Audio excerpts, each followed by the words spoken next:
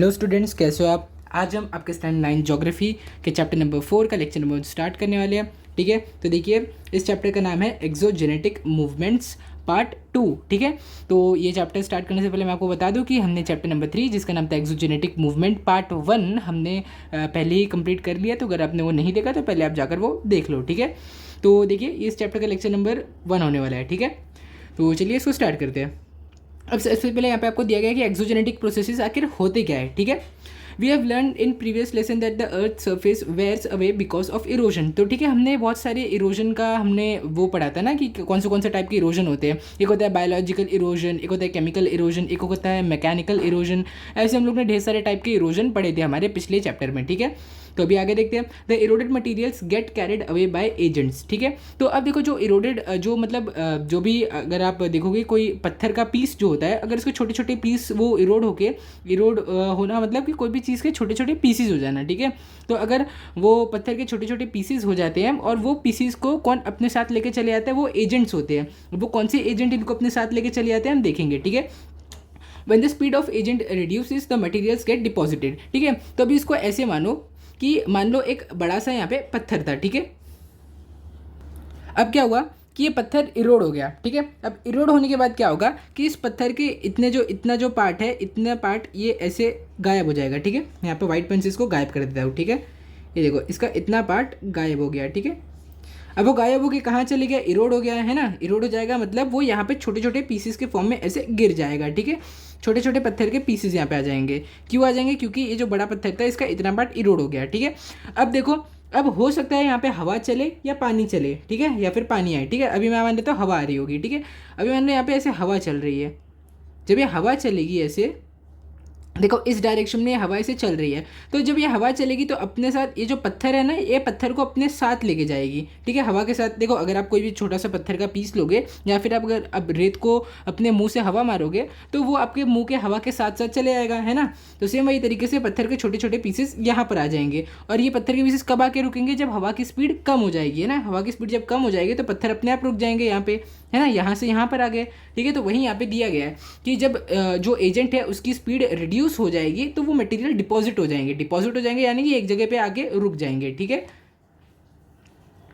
The agents like running water. देखो मैंने आपको बोला था ना, वो पानी भी हो सकता है, कुछ भी हो सकता है। ठीक है, देखो ये रनिंग वाटर है। फिर ग्लेशियर क्या होता है? जो बर्फ़ के बड़े बड़े पहाड़ नहीं होते हैं अंटार्कटिका, नॉर्थ अंटार्कटिका, ये सब जगहों पर नदर्न रीजन में, उसको हम ग्लेशियर बोलते हैं, जो बर्फ़ का पहाड़ होता है। विंड, देखो अभी तो मैंने आपको विंड का एग्जाम्पल दिया है ना। सी के अंदर जो वेव चलती है वो भी एक आपका एजेंट है ना। ग्राउंड वाटर भी एक एजेंट है।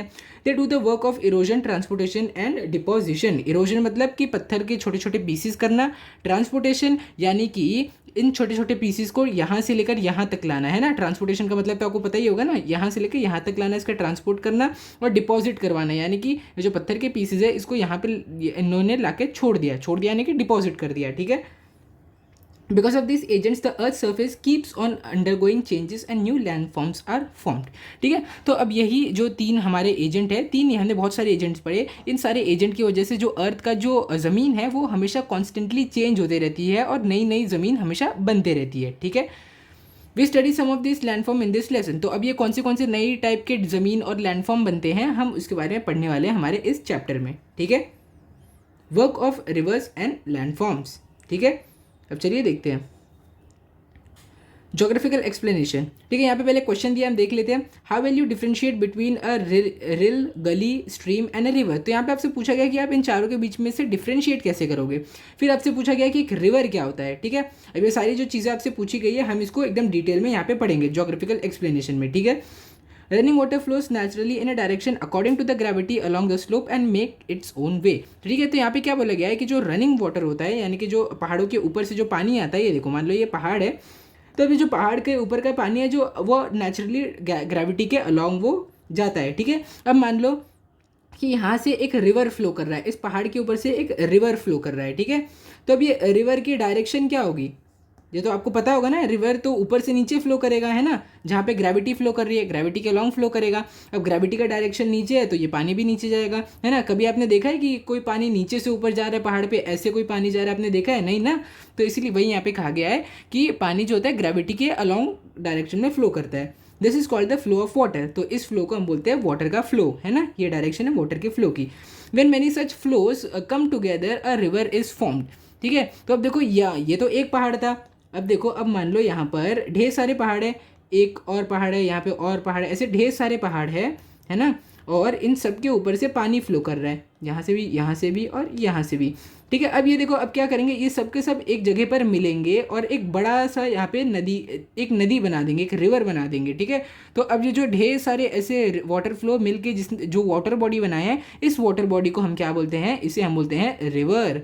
ठीक है, अब आपको समझ में आ गया कि एक रिवर कैसे बनता है ना, जब ढेर सारे छोटे छोटे वाटर बॉडीज मिलते हैं और एक बड़ा रिवर बनाते हैं, उसको हम बोलते हैं रिवर। ठीक है, अभी बोला गया अ रिवर इज फॉर्म्ड। ठीक है, ये देखिए ये एक कैनियन है, अभी हम देखेंगे कि कैनियन क्या होता है। ठीक है, the slope of the land, the type of rock, volume of water flowing in the rock.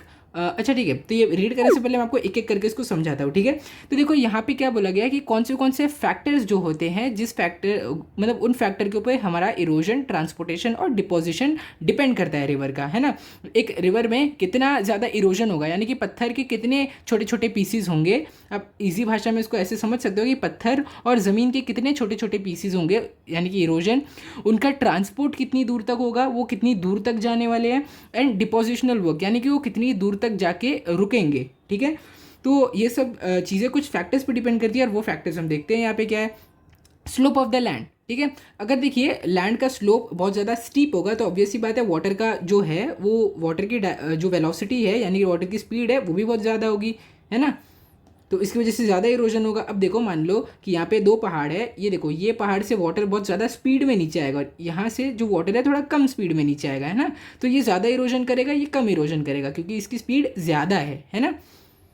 The type of the rock. ठीक है, अब रॉक भी कौन सा है वो भी डिपेंड करता है। अभी मान लो ये जो रॉक मैंने लिया ये बहुत आसानी से इरोड कर जाता है, तो इसके ढेर सारे पीसेस बनेंगे। अभी वही अगर मैं एक ऐसा रॉक लेता है यहाँ पे जो इरोड ही नहीं करता है, तो उसके पीसेस ही नहीं बनेंगे, है ना। तो रॉक टाइप के जो हमारा टाइप ऑफ रॉक है उस पर भी डिपेंड करता है कितना इरोजन होगा। Volume of water flowing in the river, जितना ज़्यादा पानी फ्लो होगा उतना ज़्यादा इरोजन होगा, है ना, तो इसलिए वाटर के वॉल्यूम पे भी डिपेंड करता है।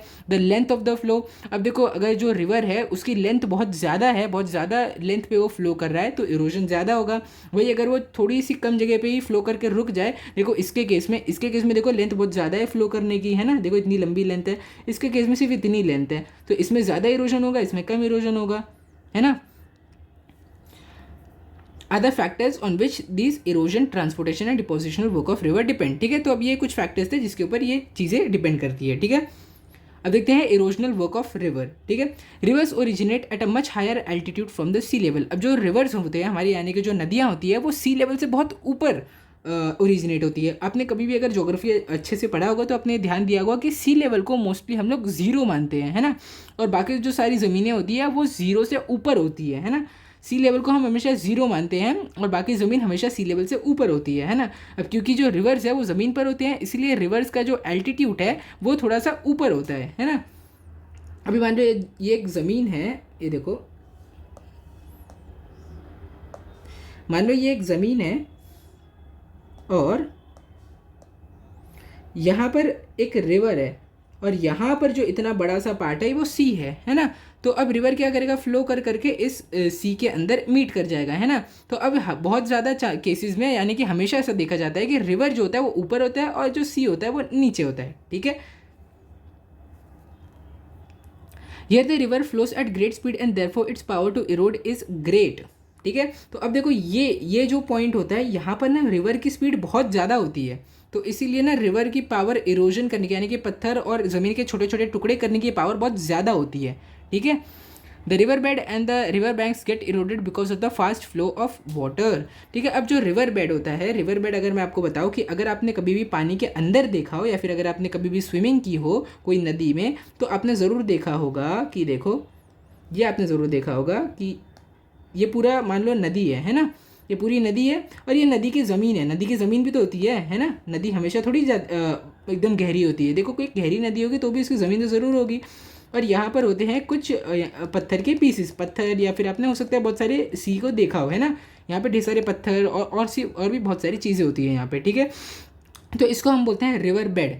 ठीक है, अब ये रिवर बेड का इरोजन कितना फास्ट होगा वो वाटर के फ्लो पे डिपेंड करता है। ठीक है, अब अगर वाटर का फ्लो फास्ट रहेगा तो ये बहुत जल्दी इरोड होकर ये अपनी जगह से ऐसे पास होने लगेंगे, ठीक है। सैंड पार्टिकल्स, पेबल्स एक्सेट्रा, है ना। देखो इसमें सैंड पार्टिकल्स भी होते हैं, छोटे छोटे पेबल्स यानी कि पत्थर भी होते हैं, सब होता है इसके रिवर बेड में, सब कुछ होता है, आपने ज़रूर देखा होगा, ठीक है। अगर आपको नहीं समझा तो आप अभी भी गूगल पे सर्च कर सकते हो कि रिवर बेड क्या होता है, ठीक है।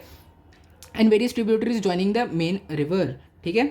All this lead to the formation of gorges, जिसको हम बोलते हैं canyon, V shape valleys and waterfalls, ठीक है। तो अब देखो इस रिवर के ऐसे फ्लो की वजह से ढेर सारे टाइप के लैंडफॉर्म्स बनते हैं, जिसे हम बोलते हैं canyons, we shape valleys, waterfalls, ठीक है। ये सब के जो भी पिक्चर्स है अभी हम आगे देखेंगे, ठीक है।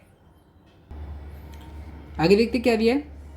A river flows down the slope from a hilly region, ठीक है। तो अभी मैंने आपको बहुत सारे एग्जांपल्स दिए जिसमें से रिवर, ये देखो ये वाटर जो होते हैं ये एक कोई भी हिली रीजन के स्लोप से ऐसे नीचे आते हैं, ठीक है। At the foothills the change in the slope causes deposition of course segments, ठीक है। अब देखो जो भी फुटहिल होता है, यानी कि देखो अगर मैं आपको यहाँ पे दिखाऊँ एग्जाम्पल, ये देखो यहाँ पर जो भी जब रिवर यहाँ से फ्लो करना स्टार्ट करता है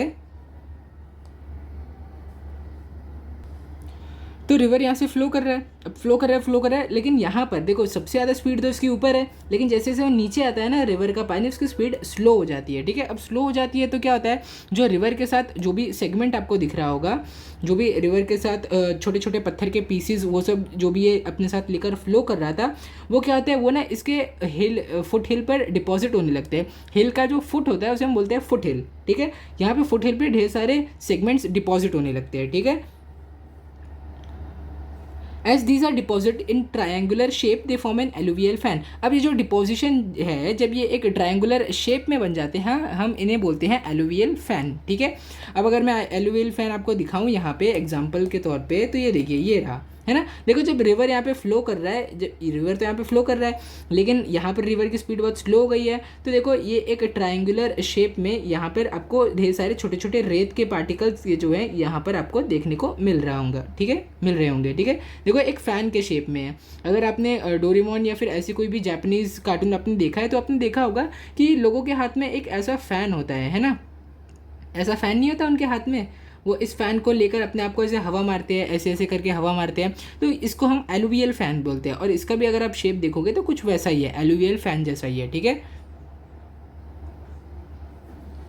As the steepness of the slope decreases and the transporting capacity of the river reduces, it starts flowing slowly, ठीक है। अब देखो जैसे जैसे एक जो हिल होता है उसकी स्टीपनेस कम होती है तो वाटर की स्पीड भी बहुत ज़्यादा कम हो जाती है। अगर आप एग्जांपल देखोगे तो यहाँ पे देखो, है ना, वाटर का जब स्लोप जो है वो थोड़ी कम स्टीप हुई, यानी कि जो चट्टान थी वो थोड़ी कम खड़ी हुई, है ना, चट्टान की स्टीपनेस कम हुई, तो देखो वाटर यहाँ पे स्लोली फ्लो करेगा। यहाँ पे बहुत फास्ट फ्लो कर रहा था लेकिन यहाँ पे स्लो फ्लो करेगा, है ना। It bends often in its way in an effort to cross even small obstacles. तो देखो अब पानी इतना ज़्यादा स्लो हो चुका है इस पॉइंट पे कि अगर इसके सामने कोई भी छोटा सा पत्थर या चट्टान आएगी तो इसे मजबूरन अपना वे दूसरी जगह से फ्लो करना पड़ेगा इसको, ठीक है। वही अगर आप देखोगे, ये देखो देखो छोटे छोटे हैं इसके ऑब्स्टैकल। वही अगर ये पानी एक बड़े से स्लोप के ऊपर से आ रहा होता तो ये ना ये जो इतना छोटा सा प्लांट का फॉर्म देख रहे हो ना, एक पॉइंट पे इसको पूरा ख़त्म कर देता और अपने अंदर से ही ऐसे फ्लो करता, ठीक है। लेकिन क्योंकि अभी इस पॉइंट पे इसकी स्पीड बहुत स्लो है तो इसको मजबूरन यहाँ से दो वे में ऐसे जाना पड़ेगा। अब देखो यहाँ पे भी इसको ऑब्स्टैकल मिले तो इसको मजबूरन अपना रास्ता फिर से चेंज करना पड़ेगा। अब इसको ऐसे चेंज करके जा रहा है, ये देखो फिर से एक और ऑब्स्टैकल आया तो अब इसको वापस से अपना दो पार्ट में ऐसे करके फ्लो करना पड़ेगा। अब फिर से जा रहा है, ये देखो फिर से दो पार्ट में ऐसे करके इसको फ्लो होना पड़ेगा, है ना, क्योंकि अब कोई भी ऑब्स्टेकल को क्लियर नहीं कर सकता है क्योंकि इसकी स्पीड बहुत स्लो है, ठीक है। By the time it reaches the see it's river bed becomes very wide and it's spread becomes speed becomes very slow, ठीक है। अब जब जैसे जैसे ये एक सी को मिलता है, जब जैसे जैसे जो हमारा रिवर होता है, देखो आपको तो पता ही होगा कि रिवर, ढेर सारे रिवर मिलकर एक सी बनाते हैं, है ना। सी आपको पता ही होगा कि समुंदर से थोड़ा छोटा होता है सी, है ना, लेकिन सी फिर भी बहुत बड़ा होता है, ठीक है। सी में होता है खारा पानी होता है ना सी में, ठीक है। अब देखो ढेर सारे जब रिवर बनते हैं तो वो एक सी बनाते हैं। अब जैसे जैसे ये रिवर एक सी के पास आ रहा होता है इसकी स्पीड बहुत कम हो जाती है और इसका रिवर बेड बहुत ज़्यादा चौड़ा हो जाता है, ठीक है। The sediments of the river get deposited in its bed and on it's bank, ठीक है। अब जो रिवर के जो ऑब्वियस सी बात है, रिवर के अंदर जो छोटे छोटे पत्थर के पीसेस, रेत के पीसेस और भी जो ढेर सारे सेगमेंट्स हैं, वो उसके रिवर बेड मैंने आपको बताया था, जो रिवर की जो ज़मीन होती है और उसके बैंक्स पे, बैंक यानी कि रिवर के किनारे पर, ठीक है, वहाँ पे ढेर सारे आपको पत्थर का डिपोजिशन देखने को मिलेगा, ठीक है। The factors that determine the deposition of sediments are the length of river, volume of river, amount of sediment and the slope of river and earth surface, ठीक है। तो ये सारे फैक्टर्स अभी हमने देखे थे, ठीक है, हमने ऊपर पढ़ा था ना सारे फैक्टर्स जो भी है। देखो यहाँ पर हमने पढ़ा था, अगर मैं आपको याद दिलाऊँ, ये देखो यहाँ पर हमने सारे फैक्टर्स को पढ़ा था, ठीक है।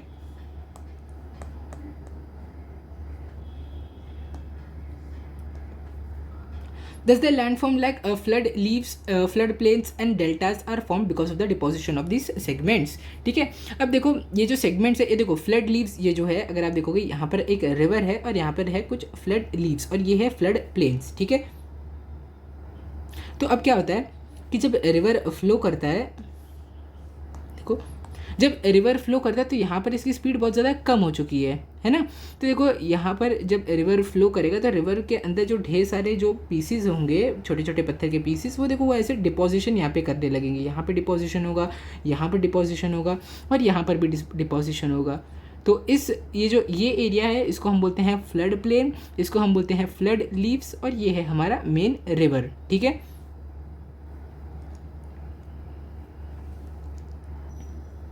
देखिए आगे क्या दिया है, try to understand the formation of landforms like gorges, V shape valleys, waterfalls, alluvial fans, meanders, flood levees, flood plains and deltas with the help of teachers, ठीक है। तो अभी देखो हमने क्या क्या किया, अभी हमने देखा एलुवियल फैन कैसे बनते हैं वो हमने देखा, फिर हमने मींडर्स देखा है, फिर हमने अभी फ्लड लीव और फ्लड प्लेन्स देखा है, ठीक है। तो अभी ये जो है जॉर्जेस, वी शेप वैलीज और डेल्टाज कैसे बनते हैं ये हम हमारे अगले लेक्चर में देखेंगे, ठीक है।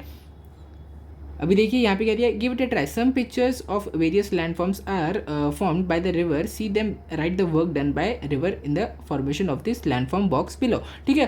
तो अभी देखो रिवर ने ये सारे लैंडफॉर्म बनाने के लिए कौन सा काम किया है ये आपको लिखना है। क्या उन्होंने डिपोजिशन की, ट्रांसपोर्टेशन किया या फिर इन्होंने इरोजन किया है, ये जो भी है ये सब का टाइप आपको इसमें इसके बॉक्स में जो नीचे दिया है इसमें आपको लिखना है, ठीक है। तो ये देखिए ये जो है ना ये सारे टाइप्स, ये हम लेक्चर के लास्ट में, जब हमारा लास्ट लेक्चर होगा ना, जब हमारा चैप्टर खत्म होगा, फिर हम एक साथ ये सारे जो भी टाइप्स है उसको हम लिखेंगे, ठीक है। देखो यहाँ पे कुछ आपसे रिसर्च करने के लिए बोला है, अगर आपको ये करना है तो आप कर सकते हो, वैसे भी टीचर्स आपको ये एग्जाम में नहीं पूछने वाले, ठीक है।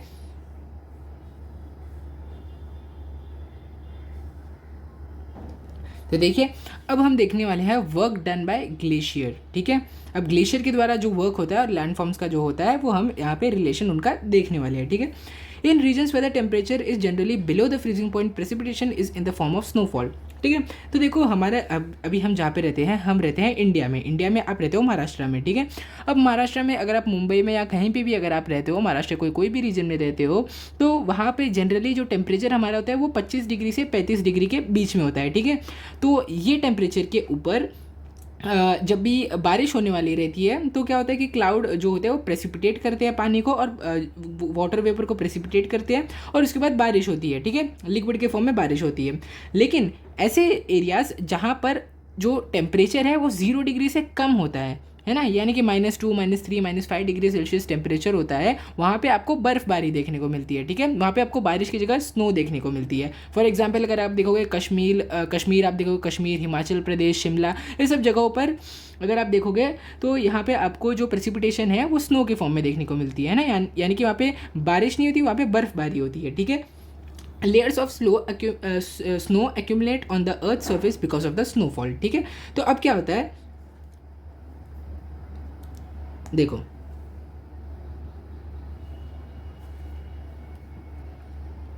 अब मान लो कि ये एक छोटा सा कोई हिल था, ठीक है।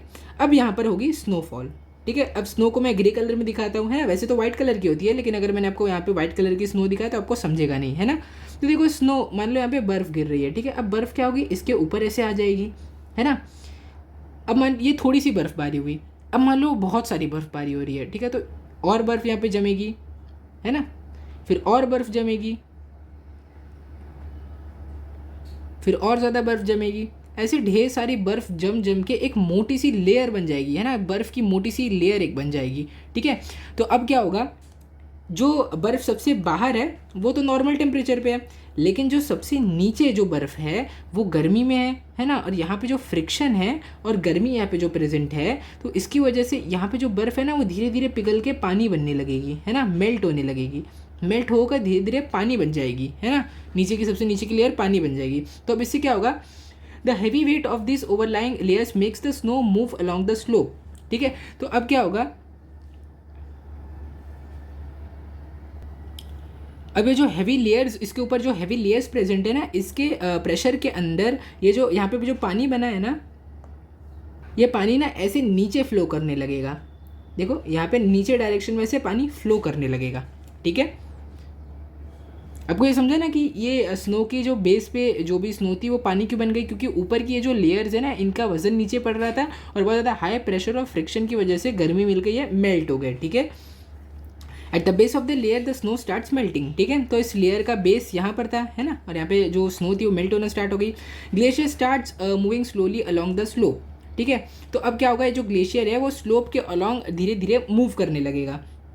अब देखो ग्लेशियर अगर आप देखोगे तो देखो ऐसा तो है नहीं कि खाली ये जो नीचे ज़मीन है खाली वो जाने वाली है, अपने साथ में ये पूरा का पूरा ये एक ऐसा इतना बड़ा सा ग्लेशियर लेके मूव करने लगती है, ठीक है। तो इसी को हम ग्लेशियर आपने कभी भी देखा होगा ना, ग्लेशियर ऐसे एक बड़ा सा बर्फ़ का पहाड़ होता है ग्लेशियर, अगर आपने कभी भी देखा होगा या फिर अगर आपको अभी भी देखना है तो आप गूगल पे इसकी फ़ोटो को सर्च कर सकते हो, ग्लेशियर क्या होता है, ठीक है। Like river a glacier too carries out the work of erosion transportation and deposition, ठीक है। तो अभी जैसे हमने देखा कि रिवर इरोजन भी करता है, यानी कि पत्थर के छोटे छोटे पीसीस करता है, और जो पत्थर के छोटे छोटे पीसीस उसने किए उसका ट्रांसपोर्टेशन करता है और उन्हें एक जगह पर लेके जाकर डिपॉजिट कर देता है, ठीक है। ये तीनों हमने देखा, तो सेम वही तरीके से ग्लेशियर भी वही काम करता है, ठीक है। चलिए अब देखते हैं erosion work done bye glaciers, ठीक है। दो its velocity is less the mass of ice is more and hence the glacier Erode its own banks and it's bed on a large scale, ठीक है। तो अब देखो पानी की वेलोसिटी तो बहुत ज़्यादा होती है, लेकिन ग्लेशियर जो है वो सॉलिड होता है ना, तो अब देखो कोई भी अगर आप देखोगे तो लिक्विड हमेशा सॉलिड से ज़्यादा ही फ्लो करेगा, है ना। तो क्योंकि ग्लेशियर एक सॉलिड है तो इसलिए इसकी वेलोसिटी थोड़ी कम हो जाती है ना। लेकिन भले से इसकी वेलोसिटी कम है, लेकिन इसके पास इतना बड़ा बर्फ़ का पहाड़ है इसके साथ, तो इसकी वजह से इसकी जो इरोडिंग कैपेसिटी होती है वो बहुत ज़्यादा हो जाती है, ठीक है। तो इसीलिए ये अपने ही बैंक, यानी कि जो ग्लेशियर जहाँ से फ्लो कर रहा है उस फ्लो के किनारे को ही इरोड करने लगता है, यानी कि उसके पत्थर के फॉर्म में उसके छोटे छोटे पीसेस करने लगता है। And it's bed on large scale, है ना, यानी कि अपने बेस को भी इरोड करने लगता है, जहाँ से ग्लेशियर फ्लो कर रहा है ना उस बेस को भी वो इरोड करने लगता है, ठीक है। The erosional work of glaciers produces landform like cirques, aretes, horns, U shape valleys, hanging valleys and roche mountains, या आप इसको बोलते हो शीप बैग्स, ठीक है। तो अभी देखते हैं हम ये सारे के सारे लैंडफॉर्म्स जो होते हैं वो हम देखेंगे यहाँ पे। ये देखो जो ग्लेशियर था, ग्लेशियर जब फ्लो कर रहा था इसने देखो इरोड करके यहाँ पे कितनी पॉइंटेड नोक बना दी है यहाँ पे, है ना। यहाँ पे भी देखो इरोजन, ये सब ना ग्लेशियर के फ्लो होने से ही हुआ है। ये जो देखो ये आप देख रहे हो ना यहाँ पे जो बर्फ़ का ये देख रहे हो, मैंने आपको बताया था ना, ये जो देखो पहले हो सकता है ये माउंटेन बर्फ़ गिरने से पहले ये माउंटेन हो सकता है एक ऐसा माउंटेन रहा होगा, ऐसा एकदम मोटा सा माउंटेन रहा होगा, लेकिन जब इसको बर्फ़ गिरने के बाद इसके ऊपर गिर के जब नीचे जाने लगे तो अपने साथ इसने बहुत सारा इरोजन किया, और ये देखो आपको एकदम यहाँ पे एकदम नुकीली यहाँ पे पॉइंट दिख रहे होंगे, नुकीले पॉइंट। हो सकता है पहले प्रेजेंट नहीं हो, लेकिन बर्फ़ होने के बाद जब ग्लेशियर नीचे आने लगा तो ग्लेशियर इसको इरोड करके इतना स्टीप, इतना पॉइंटेड बना दिया है ना। इसको देख के ऐसा नहीं लग रहा कि अगर आप इसको टच करोगे आपकी उंगली में वो चोट लग जाएगी, है ना। तो वैसे एकदम पॉइंटेड इस बर्फ़ ने इसको बना दिया था, ठीक है। अब देखते हैं transportation and deposition done by glaciers. The glacier carry segment with them, ठीक है। अब ऑब्वियसली बात है एक ग्लेशियर एक पत्थर है तो उसके अंदर छोटे छोटे पीसीस भी, छोटे छोटे पत्थर के पीसीस और ढेर सारे अलग अलग टाइप के पीसीस भी आपको देखने को मिलेंगे, ठीक है। This sediments are called as moraines, ठीक है। अब ये जो ग्लेशियर्स के अंदर जो भी सेडिमेंट्स होते हैं, छोटे छोटे पत्थर के पीसेस होते हैं, उसको हम मोरेन्स बोलते हैं, ठीक है। Depending upon the location of the deposits moraines can be divided into 4 types. अब ये मोरेन्स कौन सी लोकेशन पे डिपेंड मतलब कौन सी लोकेशन पे प्रेजेंट है ग्लेशियर में, उसके बेसिस पे इनको 4 फॉर्म में डिवाइड किया गया है, ठीक है। ग्राउंड मोरेन्स जो इनके ग्राउंड पे प्रेजेंट होंगे, लैटरल मोरेन्स साइड में प्रेजेंट होते हैं, मीडियल मोरेन्स बीच में होते हैं, और टर्मिनल मोरेन्स यानी कि लास्ट में होता है। टर्मिनल मतलब लास्ट होता है, ठीक है। अभी आपसे बोला गया कि ऑब्जर्व फिगर 4.2। अब फिगर 4.2 आपको ऑब्जर्व करना है, ठीक है। तो ये देखिए, जब एक ग्लेशियर फ्लो कर रहा है, देखो ये ग्लेशियर यहाँ पे फ्लो कर रहा है, मैंने आपको क्या बोला था, जो उसके बाजू में होंगे वो कौन से मोरेन्स होंगे, लैटरल मोरेन्स होंगे, है ना। देखो ग्लेशियर के जो दो आजू बाजू जो दो है, ये दोनों होते हैं लैटरल मोरेन्स, है ना। अब ग्लेशियर के बीच में जो है ये है आपका मीडियल मोरेन, है ना। ये देखो ये बाजू वाले है लैटरल मोरेन्स, ये सारे लैटरल मोरेन्स है जो बाजू में थे। बीच वाला जो है ये है मीडियल मोरेन, है ना। बीच है मिडल यानी कि मीडियल यानी कि मिडल, ठीक है। तो ये हो गया मिडियल मोरेन, और जो लास्ट में ये वाला जो पार्ट है ये है आपके टर्मिनल मोरेन्स, है ना, ठीक है। अब वो एकदम क्लियर हो गया होगा अब सारे के सारे moraines. The depositional work of glacier produces landform likes drumlins, eskers etcetera. तो अब जो ग्लेशियर का जो डिपोजिशनल वर्क होता है उससे अलग अलग टाइप के लैंडफॉर्म्स बनते हैं, और उसके कुछ एग्जाम्पल है ड्रमलिन्स और एस्कर्स, ठीक है। Try to understand the various types of landform produce by the work of glaciers with the help of your teachers, ठीक है। तो इसको भी हम आगे देखने वाले हैं कि एक अलग अलग टाइप के लैंडफॉर्म्स कैसे बने, ठीक है। Do you know glaciers move at different velocities daily ranging from 1 centimetre to 1 metre. अब जो ग्लेशियर होते हैं वो एक दिन में कितना मूव करते हैं, वो एक दिन में 1 सेंटीमीटर भी मूव कर सकते हैं और एक दिन में 1 मीटर तक भी वो लोग मूव कर सकते हैं, ठीक है।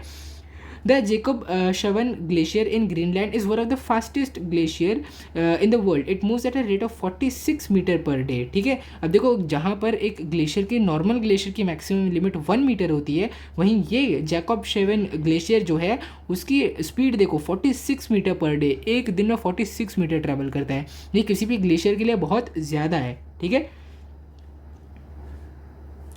देखो यहाँ पे भी अभी आपको बोला गया, यहाँ पे आपको ढेर सारे टाइप के लैंडफॉर्म बनाया, और ये ग्लेशियर के कौन से डिपोजिशनल, ट्रांसपोर्टेशनल या फिर इरोजनल वर्क ने किया है, ये वाले लैंडफॉर्म्स बनाए हैं, ये आपको देखने, ठीक है। तो ये मैंने आपको बोला था, ये मैं आपको चैप्टर के एंड में बताऊंगा, ठीक है। देखो ये सारे के सारे लैंडफॉर्म्स हम चैप्टर के एंड में डिस्कस करेंगे, ठीक है। तो अभी देखिए ये कैन यू टेल वाला पार्ट है, यहाँ से हम हमारे नेक्स्ट लेक्चर में स्टार्ट करेंगे, ठीक है, क्योंकि मुझे लगता है लेक्चर बहुत ज़्यादा एक्सटेंड हो चुका है, और जो बची हुई चीज़ें हैं अभी ज़्यादा कुछ आपका टॉपिक हार्ड टॉपिक बचा नहीं है, उसे हम हमारे नेक्स्ट लेक्चर में करेंगे, ठीक है।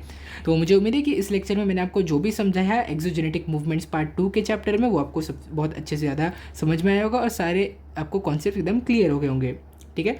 तो अगर आपको वीडियो अच्छा लगा होगा तो इस वीडियो को लाइक करो, शेयर करो और चैनल को सब्सक्राइब करो। Thank you.